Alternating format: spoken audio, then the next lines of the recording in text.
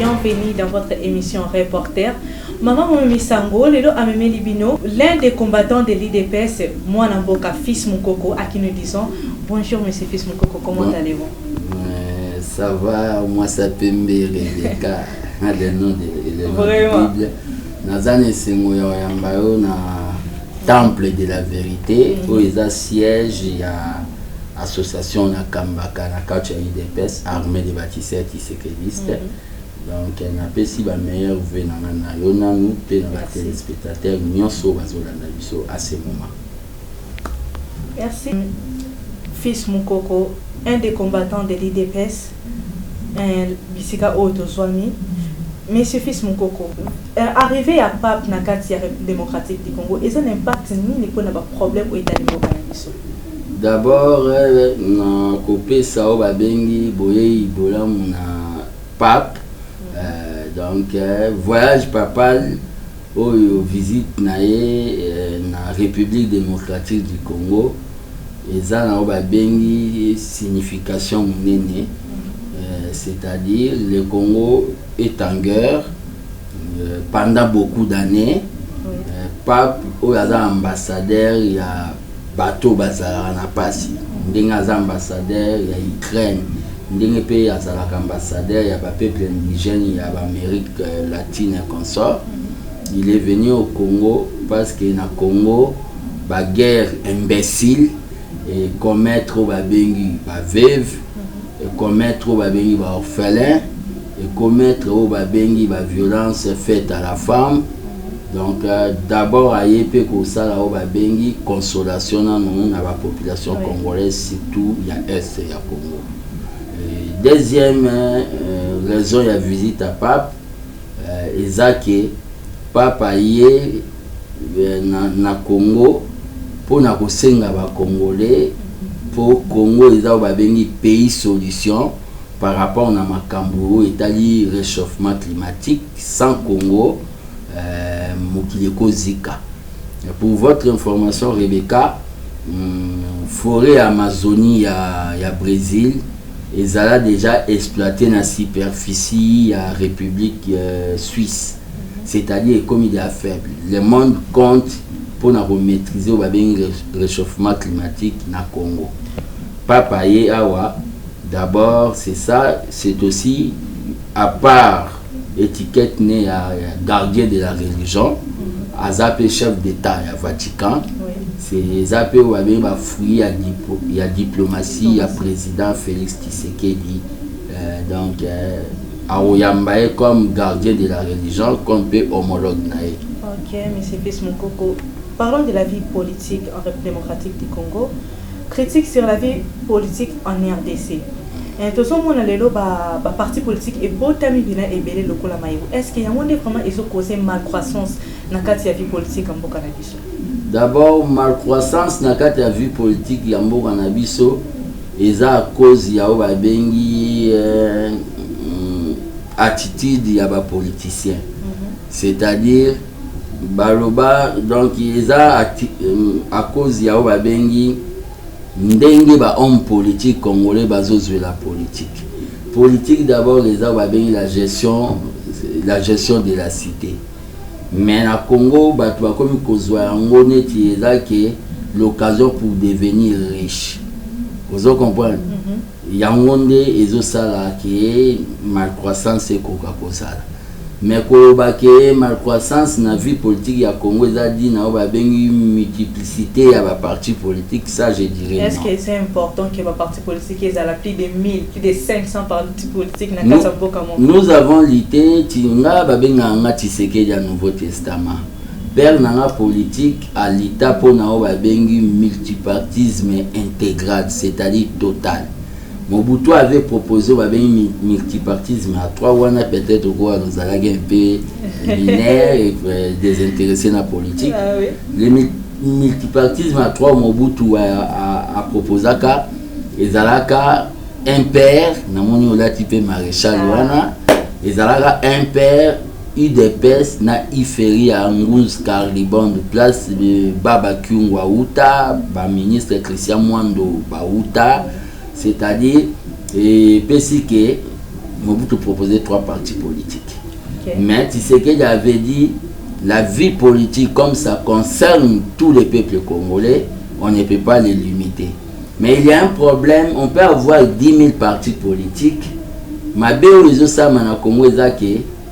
partis politiques par rapport aux tendances idéologiques. Ils sont les libéraux, social-démocrate, PPRD social-démocrate, INC social-démocrate. Ils sont libéraux, est-ce que ce sont des verts, des écologistes, ce sont des communistes. Donc, ce qui arrive, même aux États-Unis, il y a des tendances républicaines et américaines. Mais ce qui est un parti démocrate, il y a des partis, des partis où ils ont sa famille. Ils sont dans ton comité, mais aussi tu as avancé parce que tu as là qui n'a FCC cash aux familles, président honoraire Joseph Kabila, puis Union Sacrée, où il y a président Félix. Petit à petit, la vie politique na Congo et un jour na image net ya États-Unis. Donc malcroissance na bengi vie politique ya Congo ezadi na ba homme politique oyo bazolo bana peuple démarqué malcroissance tout ce qui n'a côté on peut dire que l'ingénieur c'est que bangonde baso travailler bien ti avant de apporter malcroissance soit ils a quoi arriver n'a quoi apporter ba crise économique na katambo. Ouais, quelqu'un qui va par exemple dans le gouvernement, il confond ba bengi bien public na ba bengi salaire naé to ba frais d'émission naé. C'est pour cela que le président de la République a ressuscité au Ezalara déjà mais négligé au inspection générale des finances avec Gilles Alingete. Okay. Au moni lelo et comme que ça qui quand même à partir de la patrouille au financière qui est ça là au croissance il y a budget na biso donc et l'on na 4 milliards et commune à 16 milliards. OK. Toyoki OK ozongi na kati ya IDPS na sima ya 4 ans ozala ki libanda ndenge ozongi na kati ya IDPS musala na yo kuna na kati ya IDPS ekozala nini pe ozongi pona nini? D'abord koloba na zongi na IDPS déjà là je dirais non question tuni na question tuni non nazala ki na IDPS naza na IDPS j'ai commencé l'IDPS à l'âge de 16 ans. C'est-à-dire nga na viola statut ya IDPS pour na IDPS bakota na âge ya maturité 18 ans. OK. Na banda IDPS na 16 ans, j'ai été élevé par Etienne Tshisekedi comme membre à présidence à parti. Avec mission de conquérir le pouvoir et de conserver en haut jusqu'à l'avènement de Jésus. Mais le problème est là, il y a eu un problème dans le parti où en français divergence des idées dans la famille. Moi, je voyais que comme nous avons pris le pouvoir, on ne devait pas faire mariage Morona Batou ya FCC, mariage FCC cash. Mais Moutoua Banda ko diriger parti na moment parce que Fatih n'est plus au Babengi en exercice comme président de l'UDPS. Mais il est notre autorité morale. C'était M. Jean-Marc Kabound. Et Jean-Marc Kabound a eu à me torturer pendant Renae. Il s'est comporté dans Babengi en Hitler. Il a voulu changer principe au Tshisekedi d'article la IDPS. Il y a pyramide renversée, c'est-à-dire les combattants Likolo, les cadres Nassé. Il y a une renversant. L'enga na lobina télémélé. Il y a un monaka. Il y a eu Babengi. Babeti fils ngona limité, babengani na limité. Ça fait 4 ans. Population balobi ke babengana ki po o likaki o déstabiliser le secrétaire général Augustin Kabouya. Non, le secrétaire Augustin Kabouya c'est mon compagnon d'élite. On a colligné parce que j'ai été au babengi directeur à campagne naé. Vous comprendre na belle élection en 2018. Malheureusement, Dieu n'avait pas permis parce que tout pouvoir vient de Dieu. Okay. Et lui-même aussi avait des ambitions. Il y a aussi un parti, un cadre qui est tout garder flambeau. Mais Makelele quand Kabound voulait, d'abord il a tenté à Longola comme secrétaire national. Je suis le dernier secrétaire national au Tshisekedi le père Anoma, charge à mobilisation. Un secrétaire national à la mobilisation, où la mobilisation va tout pouvoir. On ne change pas l'équipe qui gagne. Et j'ai résisté à Kabound, ça fait 4 ans où j'étais isolé, interdit à côté en permanence. Mais le chef de l'État nous a regardé quand M. Kabound est allé aux abois, il a perdu la vitesse, le chef de l'État était obligé de rétablir ordre. Il a ordonné le secrétaire général Augustin Kabouya à Sangissa Belemanios. Quand le secrétaire général a vu message Joana, de mon côté, na salaki message à soutien à secrétaire général et le secrétaire général a eu à me recevoir. Nous avons eu à discuter et à expliquer la ligne de conduite. Donc, na minito na eu de PS, une église catholique, Papa Zaramoko, na Massoua pe na bateau capitaine Aramoko, na eu de PS mon konzeza Augustin Kabouya, ngai na babatisseur Tshisekidiste. Togobanda, tous obligés à soutenir lié na ba réflexion pour toi arriver à atteindre l'objectif na biso eza pour gagner l'élection. Donc il y a ça qui 4 ans on a côté à permanence, j'ai repris les activités donc je suis derrière Augustin Kabouya pour faire la gestion quotidienne du parti IDPS. Relation avec Kozani na maman Olive Lembe tant au sein de la partie IDPS. D'abord, relation avec maman Olive Lembe pour. Oui, à ceux qui d'ailleurs en charge notamment ceux qui actifs. Ouais, d'abord, on a continué à remercier Ezao Babengi, Nzambende, à Salaki qui a touché mon thème à Madame Kabila pour Akoka Kosunganga. Na calcul à Batomokili, maman Olive Lembe ne pouvait pas m'aider. Après, aider ngate. Talaga ba guerre a ondenge zalaki ba bombe salo na banda obeta en direction ya Kingakati. Il y a eu des gens comme Benjamin Kabound l'air na bukani pour na bango ya qui est éliminé à Osasuna match. Et Dieu a vu cause nga na banda obunda ya la cause juste. Ake ko toucher mutema ya muto yo bato mokili ba koka ko ndimate ka po edenga. Relation na maman Olive Lembe et ko continuer. Parce que c'est une relation humanitaire, je suis encore sous convalescence. Et c'est une relation humanitaire, ceux qui n'ont nié au babengi apport to aide humanitaire, il y a maman Olive Lembe, même Zamba au monde en babengi mauvais garçon des problèmes. Vous comprenez? Donc, Arto maman Olive Salaka Zamba tchaye très bien. Donc, la minute aux relations vont continuer, mais je tiens à signaler aux gens, relation à maman Olive Zawabengi humanitaire, mais au Italie, la polémique n'a pas politique, divergence politique n'a quand il y a FCC et qu'on continue. C'est-à-dire et qu'on continue parce que on est dans une vie politique.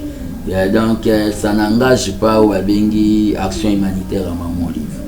Ok, et tant que dernier mobilisateur du Sphinx Etienne Tshisekedi, vous aussi compter pour faire gagner le président Félix Antoine Tshisekedi un deuxième mandat. Vous comptez comment Fatih peut gagner son deuxième mandat. D'abord, pour votre information, nous avons eu à travailler fort pour Tokoma. J'étais devenu musicien. Naemba ba musicien ba boya oyembela biso naemba kutu nzembo ya campagne ya Fati même na ba demi-ton, c'est-à-dire nani obabenga ba arranger azora ba problème mingi parce qu'on devait chanter quand même. Ngamo nazalaka obabengi agent de ya récolte ya ba fonds ya $1 pour Fati et à part ça na salaga émission où la plus célèbre pendant campagne candidat favori. On a vendre l'image au président de la République. Ça, c'était en 2018. Mais maintenant, comment nous devons arriver, il y a sa président, deuxième mandat. Le secrétaire général Augustin Kabouya est en train de faire un travail. À ça, qui descente avec succès na Katanga, au domaine réservé. asalaki ba plein akendaki na ba zone difficile eza ba province orientale déjà pour bato balobaka ke IDPS esalaka ba plein na Kini mpe na Kasai akendaki oyo babengi na Bandundu na format nango ya Grand Bandundu. Mais lokola nga na ye nous allons beaucoup plus travailler na idée que to organiser vraiment oyo babengi course oyo tozokende. Donc nous allons nakobimisa ba stratégie nyonso te, mais neti nga naza déjà na structure na ngai ABT, malgré que je serai dans la liste oyo babengi ya IDPS ndenge nazongi ndenge tokokota na kati oyo babengi armée de bâtisseurs tisekedistes, c'est-à-dire tokokota na kati ya parti pour to sélectionner ba fort. Parce que cette fois-ci, tu as obligé de faire président ou une majorité sur 500 députés, biso IDPS tu as atteint 300 et balié na biso bas atteint 100. C'est-à-dire biso tokoko na kati ya parti, nous allons sélectionner les forts pour tout bandengeni. Vous allez qui na kati ya parti vous allez qui na kati ya parti IDPS. Donc vous allez qui opposant les locaux comme parti au pouvoir. Comment vous avez jugé 5 ans à pouvoir et à Félix Antoine Tshisekedi? Les 5 ans à Félix Tshisekedi. Est-ce que ça qui 5 ans ont réussi? Est-ce que ça qui 5 ans ont réussi?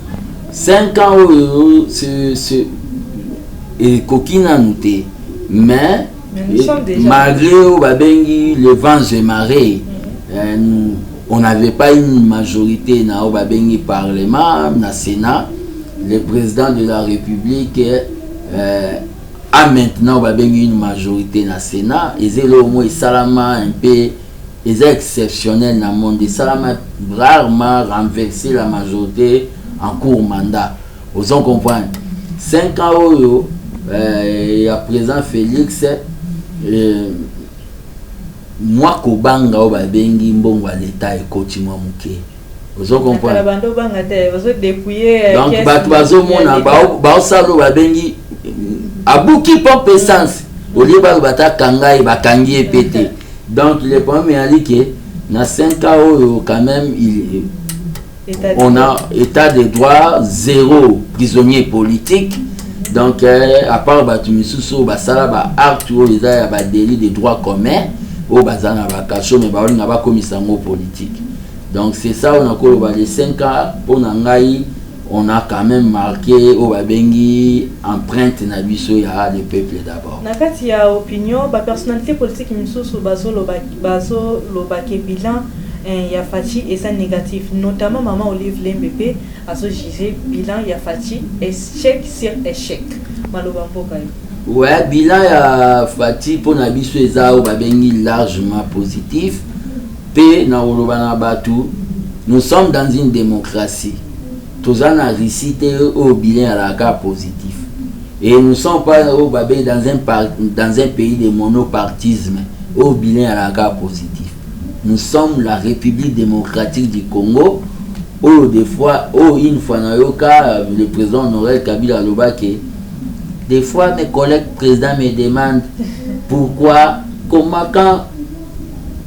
beaucoup de télévisions chez vous et on vous critique. Je leur ai répondu tout simplement, c'est ça ce qu'on appelle la RDC. Donc le premier c'est que na minute on dit tout ça. Point de vue, il y a Madame Olive Lembe Kabila, ils ont point de vue naïe où ils ont engagé Kakaye. C'est-à-dire, ils ont engagé Kakaye parce que tous en la démocratie. Mais pour la fille Simkoko, bilan positif, gratuité de l'enseignement, où 6 millions des enfants. Crise économique, laissez-moi un peu décortiquer, gratuité de l'enseignement. Bana ba pauvre bala une impossibilité ya koyeba ta ito to 1 lelo bazoye bango gratuité wana ezalaka constitutionnel et pendant ba régime o eleka ezalaka ka test ya pamba mais biso to rendre ngo pratique to longo wana bakuluno banda ko boma bango na ba bengi opération likofi lelo ba komi productif bauti ko produit masango o ba fonctionnaire ba sombi na 18 000 francs tolongwe wana situation oyo ya Congo tolongwe na 4 milliards to comme na 15 milliards ya budget tolongwe wana Congo ya laki pays o ba bengaki pays échec, c'est-à-dire pays mo l'échec les tindi lelo Congo comme o ba bengi pays solution makambu ya na ndenge ke guerre ya este lelo communauté internationale pe et comme koloba langage à Congo oyo ezaki M23 wana baza rien que bana misala Paul Kagame l'agresseur c'est les bandits Paul Kagame tolongwe wana ozo comprendre côté bilan na biso côté wana eza positif na ba domaine sou wana esenga mkomso ya to sala ba bengi le bilan donc point de vue à madame Olive Lembe ils ont engagé Kakaye, c'est une citoyenne à quoi émettre point de vue nae, mais na robeta c'était moboé, na olinga mikolo comme abatu moi likolo, c'est-à-dire dire bilan positif ou négatif, ça ne sert à rien parce que yo muto zolo ba bilan nous a peuplé. Le bilan sera reporter ngana memeli bango office mkoko bango pe bisinga maman journaliste memeli biso pe o biso pe tokoloba et pas fils mkoko maman journaliste ko le bilan sera jugé négatif ou positif na résultat ko bima na élection à 2023 ça kalo c'est ça là kana 18 000 francs à l'époque il y a le président Kabila le président honoraire Kabila lelo est commis à 60 000. Mais à cette époque, il n'y avait pas la guerre de l'Ukraine. Au céréales, Makamounion sort et Outakuna. Na moment dollar et la guerre de l'Ukraine, ça quel impact avec nous? Ça l'Ukraine et la Russie, ce sont des pays où la production et makasi na o domaine ébélé. Ça a affecté même l'Europe. Les lois de dollars et mati mais même au babengi euro et ça baisse. Il y a bascule au moins ça au babengi ba politique à lupangu ça la jamais au babengi quand il veut faire une bonne politique il faut être international. Vous savez, il faut faire ce qu'on appelle l'étude comparative. Il y a crise mondiale. Mais les gouvernements des warriors, ils ont arrivé quand même, il y a qu'à résister. Au babeng savoir faire, il y a un ministre, Aimé Bonji, Nicolas Kazadi. Vous comprenez? Ils ont arrivé quand même, il y a qu'à résister. Nao babengi une bonne gestion côté minéré au ministre Antoinette Samba, Omeka Kosala. Donc, la crise est mondiale. Et la crise mondiale, nous avons hérité quoi? L'huile de palme, toi là, le premier producteur, KO. Sucre, la richesse, Yakiba, Kwilungongo, KO. Coton, cacao, KO. Et on est en train encore de nous faire une guerre minérale dans l'Est. Parce que, je dois vous dire, au moins le Congo, nous avons plus de 102 minéraux dans Mboko. C'est pour cela qu'on est en train de nous faire la guerre. Vous comprenez? C'est pour ça que ça déstabilise un peu ma canissinabiso ya kosala le peuple d'abord au toya qui n'a pouvoir. Mais toujours assurer le peuple. Ça biso deuxième mandat wana nous allons multiplier les efforts parce que les peuples d'abord au Tolobaï na bango ils ont une baguette magique. Étant que Tshisekedi, on peut compter pour orienter le président Félix Antoine Tshisekedi pour s'il passe pour un deuxième mandat. Si le président passe na deuxième mandat na ko sengaye beaucoup plus à côté ça babengi rigueur abakisa rigueur pe ba mission ya gouvernement oyo économie oyo nazo benga gouvernement de la nouvelle espérance ils ont bien défini pe chronométré ce qui les chefs de gouvernement arrivé qu'au salangote par exemple pendant 8 mois ou bien pendant une année a hésité à tergiverser pour la remanier gouvernement. Parce que dans le résultat du deuxième mandat, que le peuple va nous donner encore confiance en Afrique du Sud si le mandat termine à une saison. Vous comprenez? Donc, nous serons là pour soutenir le président Félix Tshisekedi. Nous ne serons pas là car rapport à Fatih Béton comme des applaudisseurs qui dialent non. Donc nous serons là pour dire au président au monde papa le bail boyete kende na le peuple d'abord. Le processus électoral le PPRD a boycotté un enrôlement et puis la Mouka ya président Fayoulou va dénoncer planification et tricherie. Pour la makambo le processus électoral d'abord ngai déjà na carte d'électeur nanga yango. Déjà vous avez rempli votre devoir civique. Ouais, carte d'électeur nanga yango. Moi malheureusement je n'ai pas encore mais je vais le faire. On a prolongé. Le premier je n'ai pas voulu qu'aucun malgré dans candidat député na Moamba circonscription ya Moamba qui s'est sous lemba matete ngaba limité na boya kokena ba fanfare. Donc, nazuiba na quartier nabiso, fanfare, banité. Je suis allé dans le silence parce que j'avais des problèmes avec mon parti. C'est le parti qui va valider les candidatures. Mais na minute où on a assuré le processus électoral déjà, yango yo, tozui da ba carte. Bande on a fait PPRD balobi ki bango ba okendete. Bon, l'histoire se répète. Biso na 2006 to boyara okende. Mais tozwa ka o babengi choc et belé. Je dois vous dire quelque chose. En 2006, on a fait PPRD que la politique des chaises vides ne paye pas. C'est l'ancienne politique. Les lobbies soviétiques c'est que ah bozo boyo kende. Pour empêcher na batu bazwa carte d'électeur ou permettre ba ça la transaction mais bino ba cadre PPRD na ba passeport rouge. Au boursa ba transaction ya ba millions na bino besoin de pendant 18 ans. Et à part ça, les sous, na minito bango bazoboya baboy kokende. Science politique peut changer, toujours c'est que la politique des chaises vides ne paye pas. Mais na ko betere le molé biso to boya okende. Soki tozalaka makasité enraciné te mais de pese kufa. Tshisekedi le père aloba ba député nyonso ya rassemblement plateforme na biso ba kotate.